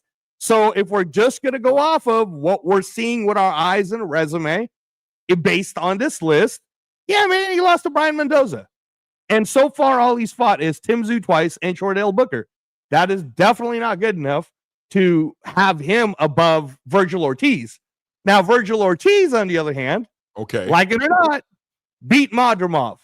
Like it or not, it's not like it or not. He beat him. He beat him. Like it or not, like it or not, beat Delorme. Yeah, and I know people are like, oh, Delorme's old. All right, whatever. I'm just saying, fight. Like it or not. That wasn't a 154 fight. Yeah, no, in 2024 is the first time he moved up to 54. And I'm going to have to check. I think the Lawson fight might have been at 154. No, it wasn't. None of them were. His first 154 fight was Serhii Barchuk. Facts. Okay. Then Davies was 157. Delorme was 155. Yep. Yeah. So tell me what. So Ray, it was his last fight at 147 in 2022, and then when he fought Frederick Lawson, it was some weird catch weight. Right. Yes. Okay. So that means he already moved up in weight. So here, let me paint the picture as to why. And you guys know Virgil Ortiz isn't even my guy. Watson is a nobody too. Stop it. Okay, whatever, dude. Listen, I mean, but I'm just saying. You are Bob Rawson right now. Keep going. No. Hey, man, you guys got to say what you're saying. Don't say what you say, but let's land it soon because we got about 30 minutes left before I got to move it on because I got to clip this. So right. I want to go on some other topics. So my point is, if you're gonna go off a resume, then undefeated matters, right? The Boachuk Madrimov win matters, right? And technically, the last time Virgil Ortiz was 147, if you guys are gonna be all hard about being at 154, was in 2022 because then he took whatever that break was, readjusted his weight. He figured out in 2024. So as of 2024, he's fought actually more times than Sebastian Fundura did in terms of winning, right? Because he hasn't lost. So that's why he's number one. Even though he's the interim, he's number one. And Sebastian Fundura, man, that one loss that got knocked out, that drops him to number two. And there's no, and by the way, guys, let's do an eye test. Ray, do you honestly believe that if Virgil Ortiz versus Sebastian Fundura, if they fought, are you picking Fundura or are you picking Ortiz? I don't know. Fundura will actually use that jab. Yeah, I'm telling you, bro. And he will hurt. He will. No, he will. I mean, he is whatever you think. He is grew accustomed. You asked my opinion. He grew accustomed to that jab, and he knows how to fight on the inside where Virgil likes to fight. So there's no win for Virgil in this. And Virgil's poor defensively. He walks into shots. he gets killed in that fight with Yo, Fedor. Virgil legit can lose that fight in real time. That But is do you a believe he'll lose the fight, Clay? listen. Do you It is believe he'll lose 50. the fight? Yes, It's 50 yes, I do. at minimum. I think Virgil is Virgil I not do. Ortiz walking into that knocked fight the him favorite. out, bro. I I bet think you Virgil Virgil is Ortiz not knocks walking out into that Fedor. fight a favorite. He is not walking into that fight a favorite. He will not walk into that fight a favorite. I'm telling you, Vegas is going to have Sebastian Fedor as a favorite in that fight. Watch. Yep. Well, then I'm betting heavy on Ortiz because Clearly, I Ortiz see has the that. power But to I knock mean, him out. and I can see how Virgil can win it, but it's not a open shut case. Virgil is not. Exactly. I'm telling you, Sebastian Fedor can beat anybody at 154. 154. He is a threat to 100%. anybody there, bro. He is like my brother just said, working on that jab. He's using them physical attributes. He's already an efficient inside fighter. He's already that's who he is at his core. But now he's operating on controlling the distance. He's operating on using all of his weapons that he has. Bro, he's a flat-foot fighter like Virgil Ortiz Jr., who comes forward with that high guard and just tries to work that body the way he does, is going to have to fight an uphill battle to even get inside that range. You see the narrative that you're, and we don't know what that can end up looking like. no, but Clay, you see the narrative that you're putting out, and this is where we have to be careful about What's these the things. narrative? No, What's the you're narrative? telling me that when you watch the Madrimov fight from earlier this year, Right. Virgil Ortiz showed you no ability to box at all. Is that what you're honestly telling me? I'm telling that you, when you watch the in those Madrimov first 4 fight, rounds- all Virgil Ortiz did was come forward. In those first 4 rounds, when Israel Madrimov had his legs in his conditioning, Virgil Ortiz was struggling a lot with the boxer and the mover in Israel Madrimov. It was very close. Yes, he was struggling, bro. He was walking him down. He was cutting the ring off. He was attacking the body, trying to slow down Madrimov. And then clearly, when the conditioning went out and Madrimov stopped with all the movement, Virgil showed improve. He dominated and he did a lot. He really did show improve. But I'm telling you, one of the main reasons why I believe this Erickson Lubin fight is a very 50-50 fight where people don't think it is because I'm telling you, Erickson Lubin may bring those wrinkles to the game that Madrimov brought to the game. And I still have to see how Virgil Ortiz deals with a boxer who can punch. He walks forward. That's what got him pieced up by Boachuk like he did, because he had no wrinkles. It was straightforward, attack, and he got hit in the middle of that and got sat in his pockets twice. I think he's a great fighter, high-level fighter, but he hasn't shown me that he's a boxer like that. All right, so see, I'm going to use your own words against you. Okay, you're saying a man who's undefeated, who has not lost to anyone yet. And again, I say this, chat, and everybody who's listening, to say that I'm not even a Virgil Ortiz guy. I'm a Boots Enos guy. And I've been saying Boots is going to destroy Virgil Ortiz. But for the sake of this argument, we're talking about who should be ranked over who, right? What Clay just said is, here's a guy that walks forward. Versus, in my opinion, I think the Madrimov fight actually showed how he can make adjustments and he could box when he wants to, right? But here's the whole thing. The same exact things you just said right now about Virgil Ortiz, if I replace that name with Sebastian Fendura, you would also be correct, Clay, except the difference is Sebastian Fendura, who was walking forward, got knocked the F out by Brian Mendoza, made a fight against Erickson Lubin a lot harder because he was moving forward, because of the very style you're talking about. And now we're doing this imaginary fairy BS where you're like, well, Fendura should be able to use the jabs. Okay. No, let me counter that. Let me counter that. Right. So look, I very heard Tim Zoo and Chardale Booker. He has not proven to me yet. If he could do that jabbing style against Boachuk, I'll agree with you guys. But I don't know if he can. Okay, so but he has been using the jab in his last couple of fights, right? He had made the adjustment, and with those adjustments, it shows dominance in the fight. He had a rematch with a guy, right, Ray? Like it shows his intention. Like it shows that's what he's bringing to the table. He's going to be using that. Virgil's going to have to conquer that, get what he needs to get. Exactly. He's making you come in, and you have to get through that jab. Once you get through shield one, we got to fight. And I'm coming in here, and I'm hitting you with everything. And I think Fedora has shown that he's battle tested in the inside, Yeah. and And he's he setting you up for that adapted that. uppercut. I Right. agree You with up by everything making you're you come in saying. there. He has an answer. Like he puts the jab out there. You can see what he's doing. What he's doing is he's using Yep. the jab. He's assuming that you are going to get inside. But when you come Yes. inside, he's timing you and he's walking you into shots. Now Into uppercuts all the he's time. bringing in You're a getting whole no another wrinkle to his game that Virgil is going to have to get through. Unlike what Brian Correct. Mendoza had to do, unlike what Erickson Lubin had, those guys did not have to deal with this new wrinkle that Sebastian Fedora is Right. bringing to the table. Sure, and you're getting no And he's arguments from me standing on tall. that. And he's You're standing getting tall zero- too. Ray, you're getting zero arguments from me on all the things you guys said. What I'm trying to explain to you is you guys are acting like Virgil Ortiz has not gotten better in the last 4 fights. You're acting like he's been the you're same acting like he What fought have you seen fighter. that's Ray gotten against better? Fleury, I've seen the he same did against fighter Madrimov. I've seen the same fighter since he was at 47.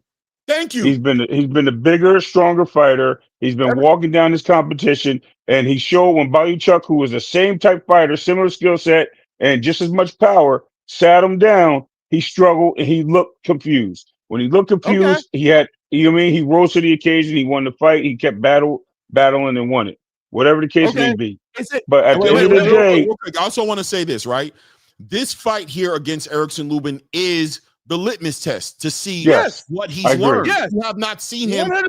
apply any improvements. When he fought against Madrimov, he did the same thing he always does. The only thing was Madrimov legs went away. His conditioning got shot. He sat there in front of Virgil. And may I say, for him having the pneumonia and the conditioning issues, he still fought the living crap out of Virgil Ortiz until the end of that fight. He fought until the fight ended. Because Madrimov should be ranked higher, Clay. Because Madrimov should be ranked higher for the fact that he fought Terrence Crawford in an arguably split decision win, right? Right. I'm just saying, like, so that's what I'm saying about this list. Right. Madrimov should be higher than I mean, I'm just saying for me.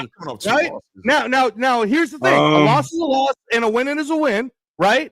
But if you say to me, well, in that Virgil Ortiz Madrimov fight, Madrimov was sick, then I say to you, and again, I don't know what I don't know. All I'm hearing is what the reports were and what happened after.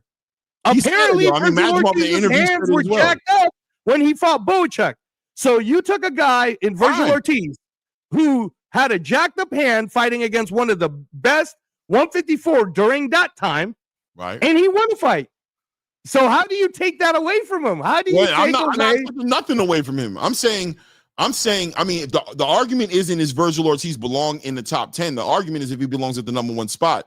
Now, as he's far undefeated, he should definitely be the number 1 spot. But I don't agree with that. Not, and me too.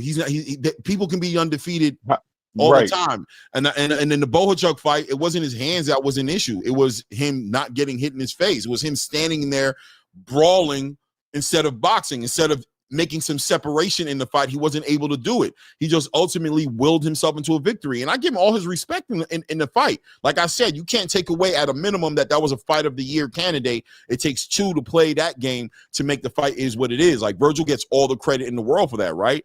But when we're talking about a fight now coming full circle to Virgil Ortiz and Sebastian Fedora, we've seen make the improvement? Sebastian Fedora, hands down. You've seen him apply. You've seen him improve from Tim Tszyu, the first one, all the way to Tim Tszyu, the second one, and in between. You've seen him change it. You've seen it in Gabriel Fedora. You can tell that the Fedora camp is applying more strategy and more wrinkles they're adding to their fighter's resume. So the fighter who lost against, in my opinion, I don't know how everybody else feels, but the fighter who lost against Brian Mendoza does not exist anymore. He's not walking forward. He's not there to just get punched on. The fighter who fought Tim Tszyu is no longer existing. That fighter fought Tim Tszyu inside and got caught with a lot of shots, got his nose broken, won that fight, but was there to get hit. This guy right here is not there to get hit anymore. You have to find him. And that is a high, what's the word I'm looking for? Entry fee Club Fedora. It's a high fee. You know what I'm saying? Like you're not paying regular money to get in there. You got to get bottles. It's bottle service. Like you got to get ready to spend $1,000 tonight in this club to get in this club because he's making you pay. And you got to assume because he's gotten better in every fight that he's going to be that much better in his next fight. And by the time they fight each other, he's going to be that much better.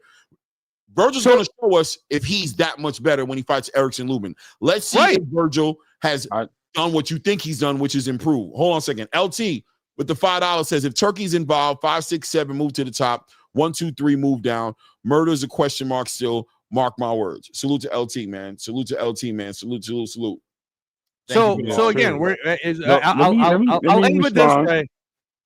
Oh, go ahead, Ray. Go ahead. No, you go ahead. I was just gonna say, because you're mentioning this loss thing like that is such a significant thing, right? Yes, it is. Hold on, hold on. Let me build. So yes, you're correct. It does make a difference, but Brian Mendoza was like number 3 at the time in 154 ranking in most of the sanctioned bodies, right? So when he knocked him out, and Fedor was number 2, and most of the sanctioned bodies where Tim Tszyu was number 1 and number 2 in a lot of spots, right?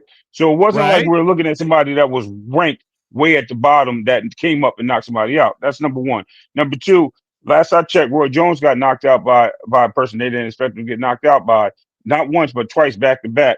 And one homeboy, I don't know why I just had his name in my head, but y'all know what I'm talking about. Whatever. Anyway, Roy Jones is knocked out. I sound stupid right now. But Roy Jones is knocked out, right? Vernon Forrest. I don't care. Vernon Forrest knocked out Shane Mosley. We had Winky Wright get an upset. We had Sergio Martinez upset Tall Boy passed away on the motorcycle, man. What I'm saying is there's plenty of champions that have lost, or fighters that have lost to people that didn't have names that people didn't expect them to lose to. So this happens all the time. This is how you build your career, and things happen.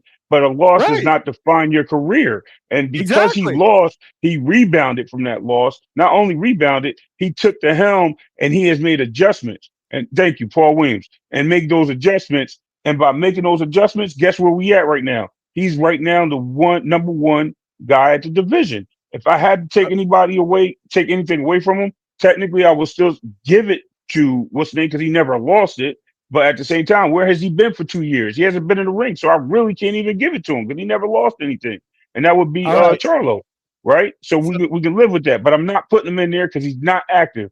So until then, right now, Fedor is the number 1 guy at the division because of his accolades. He's fought everybody. And on the back end of that, once again, we still haven't answered the question: does Erickson Lubin go to the number 1 spot now if he beats Virgil Ortiz? Hell no. He should.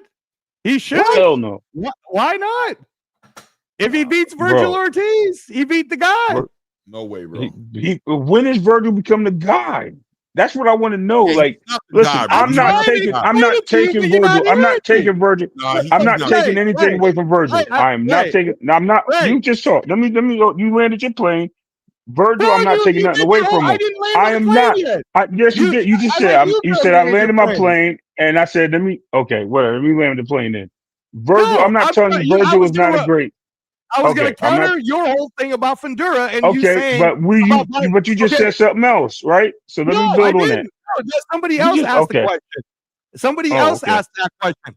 So if we're going to stick to the point, all right. So let me speak to that. That's what I'm speaking to. Point, right? You're saying Fundura is higher, and I'm saying Virgil Ortiz is higher, and we're going off of just those two, right? We're going off of what happened to those two people's career. We're going off of how they both improved and how they moved forward, right?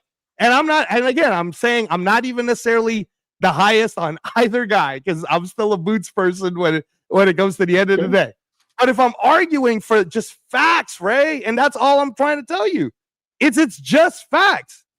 If Virgil Ortiz has never been knocked out before at 154 pounds, and when he fought Boachuk was ranked number 2. That's the same shit you were saying about Brian Mendoza. Oh, he was ranked in the top 3. Well, he didn't get knocked out by a number 2 guy.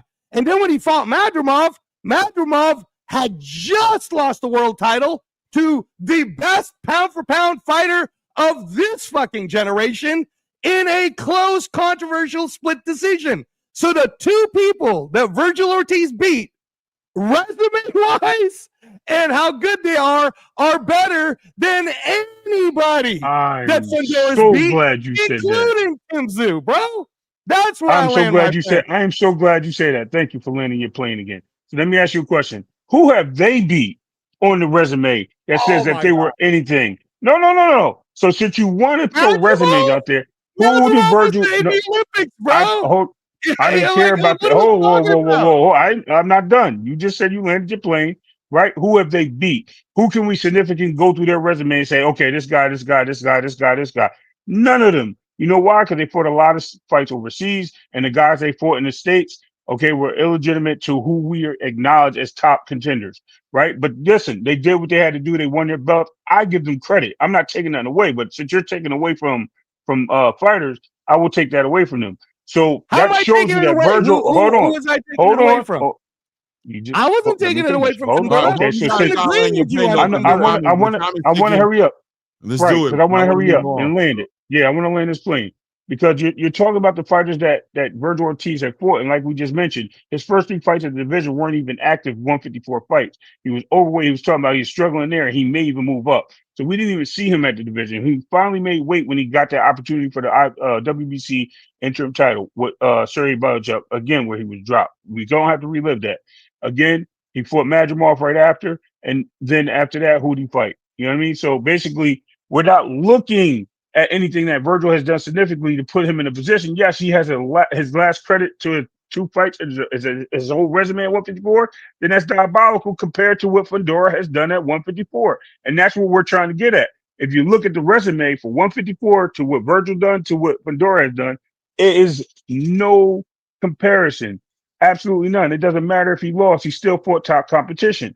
So my point is, he's fought nothing but people in the top 5, and Virgil has not. He fought 2 guys. I land my plane. All right, Clay, my bad. Go ahead.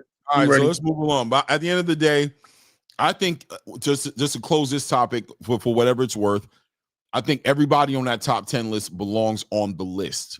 I think there's an argument there to move a lot of people in a lot of different directions, man. I just think, you know what I mean? I think Israel Majmov at number 3. I don't think so. I ain't gonna lie to you, but you know what I mean? Salute No. to Israel Majmov because I think That's Number just 10. highly of him. diabolical, Number Clay. 9. Number He's not 9. being no damn number 3, bro. No, bro. He's not number 3, not over Bakram. No, bro.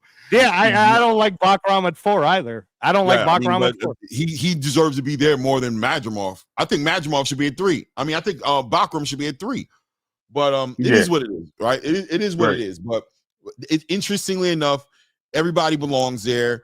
Where they belong at in the spot, everybody has their own perspective of what they value as far as quality of fights, quality of victories. There's a whole lot of different intangibles involved in making a decision, and especially when you're talking about that number 1 spot. Everybody has their own, just like judges, right? Some judges like the guy who's pressing. Some people like the boxing. Some people like the guy who's more defensively responsible. Some people like the person who's more offensive. Some people like it's just so many different ways to judge a fight. Same way to judge who goes on here. I want to move on to, did you guys catch the Lamont Roach interview? A little I bit. didn't. I didn't see the whole thing. It was very, very interesting. Okay, look, let's not go there. Let's not do it. Let's go to the With Philippines. Ak and Brock. My You're guys talking here. about the Ak and Brock one, right? Yeah. And there's a part I have a clip here that I want to play, but before I go there, I want to speak on hold on a second here. Boom, there we go.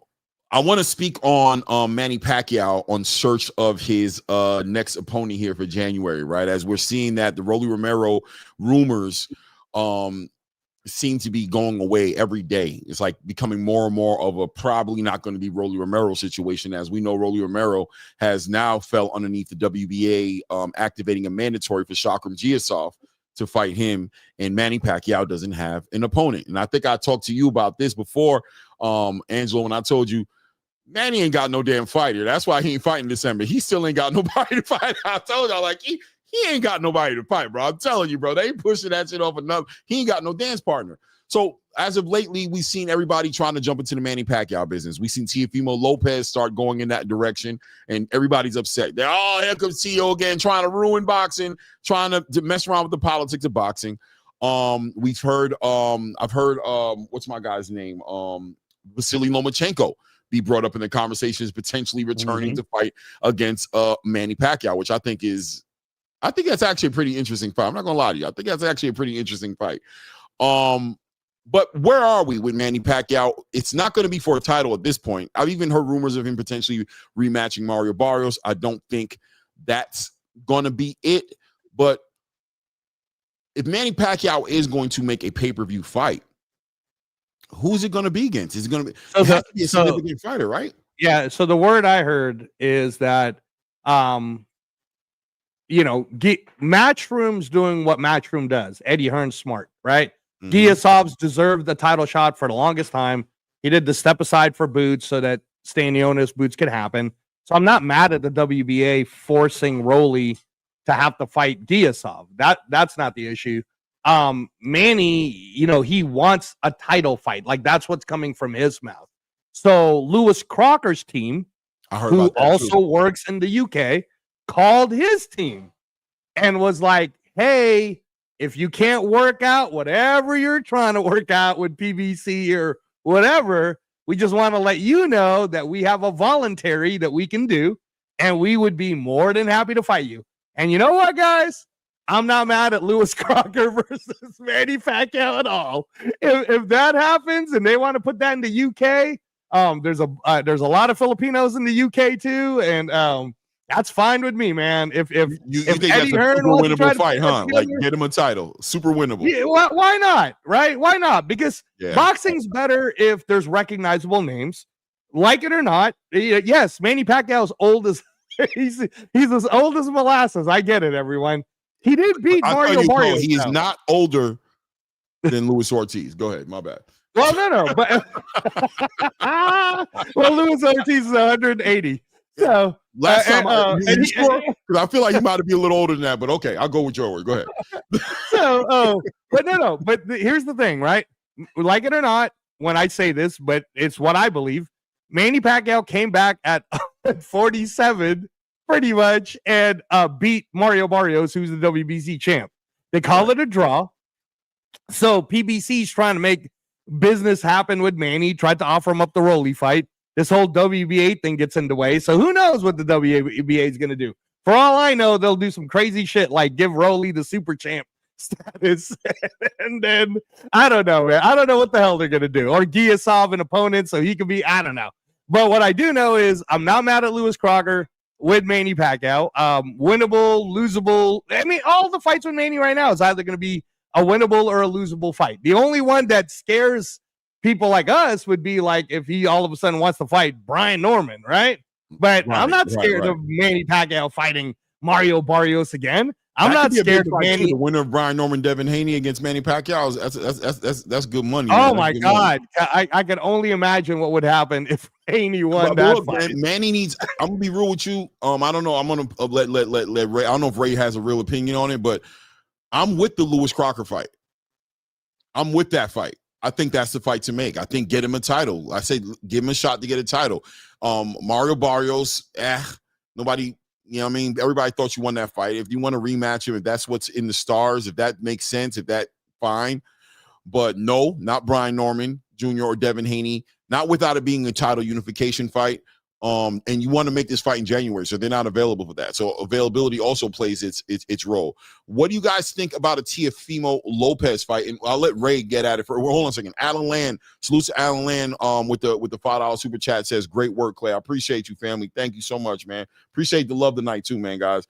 But Ray, where you at on this? I mean, with this Manny Pacquiao, who makes the most sense for you?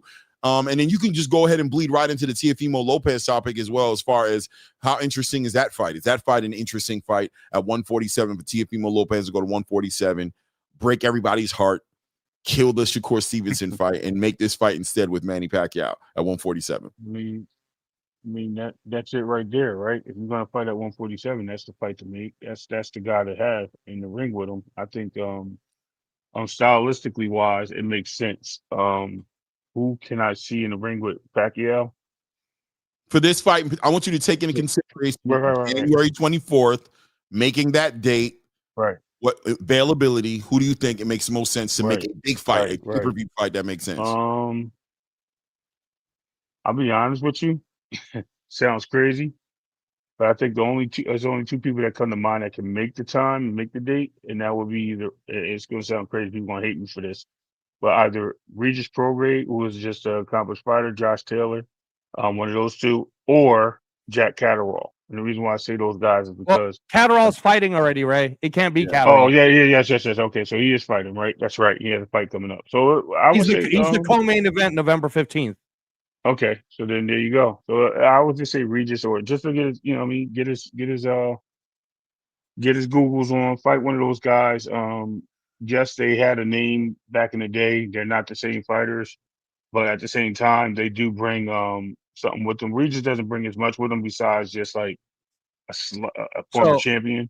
But I think Josh Taylor brings a whole country with him. I think it helps a little bit when he's or just a kingdom, I should say. Josh Taylor already But retired though, He right? retired, bro. so he retired. Yeah. Where I Yeah, he been? I didn't know he retired announced it because earlier they this still got year, him bro. ranked. Okay, because I was No. gonna He say I just retired seen him earlier this ranked. year. Okay, I seen him ranked. Yeah. My bad. Then I No, it's fall all right. back from that. I fall back from that. All right, then you know what? Then I will say Teofimo. I don't see anybody else that I would want to put in the ring with him I'll, besides Lewis I'll Walker, man, for that yeah. IBF title, baby. I don't think he I'll tell you has who he it'll ever be, fought. right? Hold on, real quick. Has he ever fought for the IBF before? Who? Manny? Ah, Yeah, he was the Yeah. IBF 122 champion, right? oh, He okay. beat Well, he beat I'm talking about that bigger, like welterweight or super welterweight. No, right? Or I'd have to 140. look it up, but I don't think so Yeah, because he mainly I don't became think like so, the right? WBO. Right. The Yeah, exact WBA, WBO guy. yeah. Right. So I mean, he can if they allow it, but you know how these sanctioned bodies play. If you're not with somebody that represented them or wanted to be a part of their thing, they don't really rock with you like that. So I don't know, but I mean, I would say Teal. Yeah, I so think no, so I'll tell you Teal's a this is case. yeah, this one, Ray, will blow your mind, but I've been telling it to a lot of my friends who are asking me. They're like, "Hey man, so Manny this, Manny that," and I'm trying to tell them how the Philippines is moving on it, like in terms of the news and how the cycle's coming out because Manny's on TV a lot. But don't be surprised. I'm just saying, Clay, you're gonna hate this, but don't be surprised if what ends up happening is Rolly Giasov does happen. Eddie Hearn pays for that, or however that works. And January, they're looking for a fight, January 24th. Well, Tank Davis is going to weigh about 155 pounds anyways, or 150. If So Tank, that could just be Tank the can tune-up. turn that around, if That's he's willing to fine. work on that type of a turnaround, I think that's the more likely fight, to be honest with you. Yeah. If Tank is, because I noticed that he's walking around right now like 160 supposedly, looking crazy, you know what I mean? And that's a payday for sure. I'm not throwing that fight out. I'm not throwing that fight out of the hat. I'm not. But It'd have the most Tank would have to commercial do something appeal. I haven't seen him do though, which is turn around something that fast in 2 months and make it happen. Depending on what the fight obviously looks like between him and Jake Paul. So I mean, it is what it is. It is what it is. Floyd Mayweather comes to mind too. That's crazy. Nah, Floyd ain't doing it. Yeah, Floyd and I is think not Floyd getting is involved. for real doing that exhibition, right? He was on the Yeah. media for Floyd's something. not doing a fight like that without 6 months worth of marketing. It would have to be told, Yeah. built up, a tour, press conference. It's not happening on no I don't know willy-nilly. then. Man, he needs an hey, opponent. Floyd's not going to be an opponent for nobody. I'll say it like that.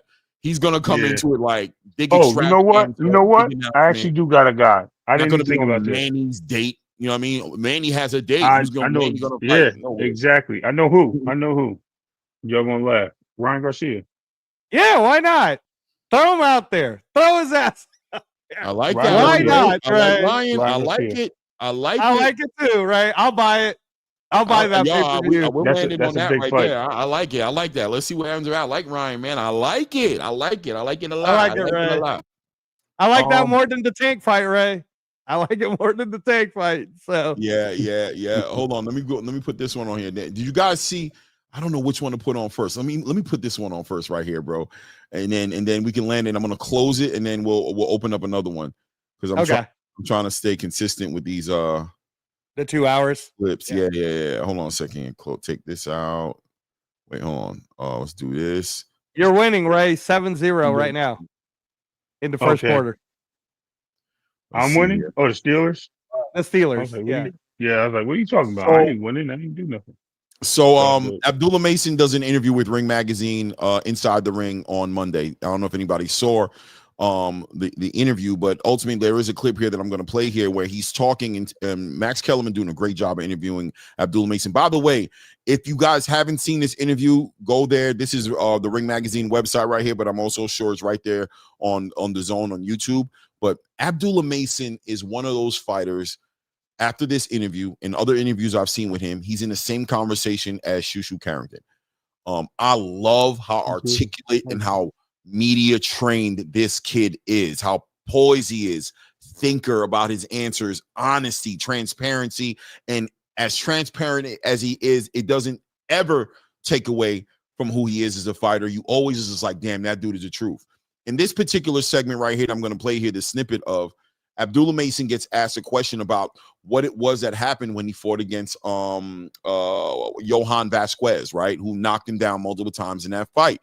And I'll play it. Max Kellerman asked the right question, and I think for the first time we saw Abdullah Mason really speak to it and was very transparent about it, bro, and just showed his maturity in it. So let me go ahead and hit that play button. Tell me what you guys think. My job is to make sure that I'm doing the same thing with every step up. In your fight with Johan Vasquez, you got dropped and you got up. Now, this happens to a lot of fighters. Muhammad Ali was dropped by Sonny Banks and Henry Cooper before he ever fought for the heavyweight title, right? But in the case of that fight and in your case, what was that experience like? What did it illuminate for you? What did it show about you? It only added to my game. Everybody already sees what they see when I fight. They see the skill set, they see the talent, they see the power that comes with, my offense when I put it all together. They see, what they see as, the next boxing's next biggest star and whatever else they say. And the knockdown would just add it to my game because it added more polish. It allowed me to realize that I do have a lot more to go. All I got to do is listen to my corner, take my time, watch my opponent. And that's one thing that fight taught me. Just keep my eyes on my opponent at all time, especially in the pros. Anything can happen from anybody, especially, you fighting a power puncher, anything could be a power punch. Anything can knock you down. So just keep my eyes open. So how much of that, and this is kind of related to what Shady asked you earlier, how much of that is that you didn't have the deepest amateur background? I mean, you had a bunch of amateur fights, but you didn't, go to 2 Olympics and stuff like that. What we're seeing with some of the fighters, especially out of Eastern Europe nowadays.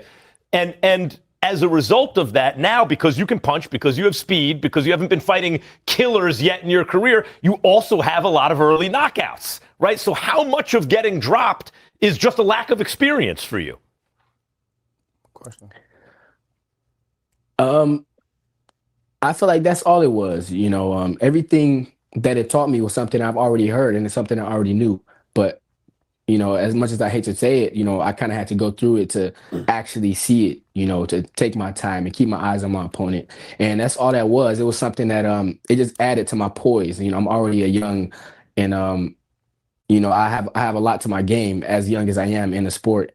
And that just added to it. So, it's only up. Every time I step in the ring, I'm getting better and better. All right. So that's pretty much where it's at. I'm not going to play the whole damn thing. You guys need to go ahead and make it a point to go catch that interview. I thought that was a very it was an interview that that spoke a lot to his maturity.